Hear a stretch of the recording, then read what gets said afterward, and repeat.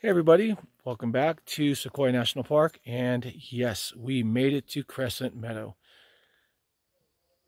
Before we get to that video, I wanted to give you another little trick of the trade when you're in active bear country. Stick around.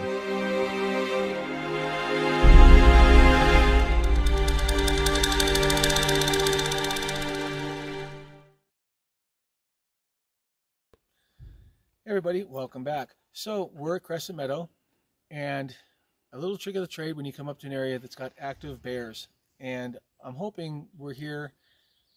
It is 6:43. It's June 30th, 2020, and we are in the Crescent Meadow day use area. As you can see behind me, this is not a mailbox. A little closer. This is a bear-proof trash can. Put your hand underneath, lift it up, put your goodies in there. Make sure it's closed. I remember when I was coming up here as a youngster, when I was 8, 9, 10, up to about 12 years old, and they came up with their very first quote-unquote bear-proof trash cans. Picture a mailbox. You pull it open, you put your mail inside, you close it, and you pull it down again to see if your mail went down inside, and there's this big long metal piece in there, so you can't get to other people's mail. That was your very first, quote-unquote, again, bear-proof trash can. There was a pole. You would slide that mailbox top, so to speak, on top and over a 35-gallon metal trash can. And it would sit and hold that trash can in place. You would hear the bears trying to rattle the top of that and trying to get into the trash, and they couldn't. That invention lasted about 6 months. Till the bears figured out all they had to do was take that massive claw and go pop, hit the bottom of that trash can, and pop right out from underneath that thing that was holding the top on. Free meal. So you can see how things have changed. You don't want bears eating human food. It's not good for them. And if they can get an easy meal from a campground or a day use area, that's what they're going to do. And it makes it more difficult for them to survive when people aren't around the park, because they're used to getting an easy meal and not going out and foraging for their food. So another little trick of the trade when you're in bear area or bear country or an active bear area. At campsites and some day use areas, there are metal lockers on the ground, and you can put your cooler and things inside, like, and then lock them up. If a cooler won't fit inside, try to put it in your trunk.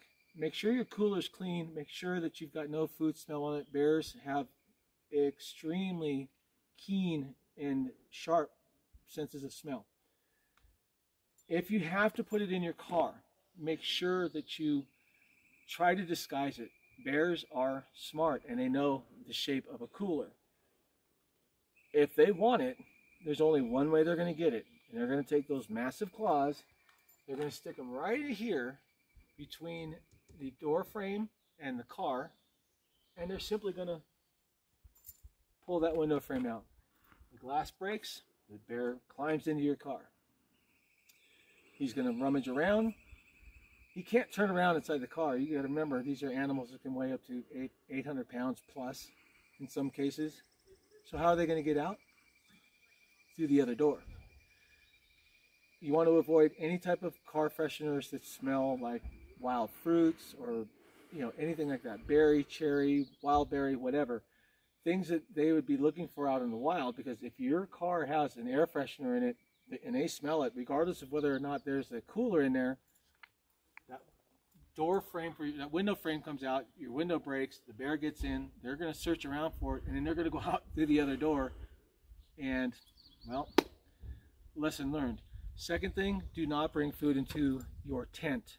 Do not bring fragrances into your tent. That is usually a nylon canopy, and that is the last place you want to run into a bear. and you do not want them getting into your tent, because now you've got a problem. So I'm going to flip the camera around here, and we're going to end the video, and then we're going to head over to Crescent Meadow. Thank you to my good friend Clinton for helping me with my videography. Go Rams. Oh, I knew he was going to do that. So again, in active bear country, make sure that you don't have fruity fragrances in your car. Do not have fruity fragrances in your tent. And ladies, if you're up here to enjoy a day hike, or if you're going to do some overnight camping in a tent,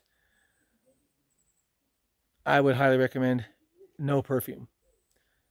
Even that can be some type of an attractant for bears. So again, when you're up in these beautiful parks, be safe, be professional, keep it real, drive slow. You don't want to miss anything. If you pack it in, pack it out. Always stay on a marked trail. Don't leave a footprint scar in the park. Let the park leave a footprint in your heart, hearts of your children, your grandchildren, and so on and so forth. And these parks will be here for a long, long time. So remember, if you like the information, hit that subscribe button, give the video a thumbs up. Let's keep these channels and these videos up on the internet so we can share them with everybody. Until next time, thanks for stopping by. Thanks for watching. I hope I gave you a little bit of information. And again, I wish you the best of health. Until next time.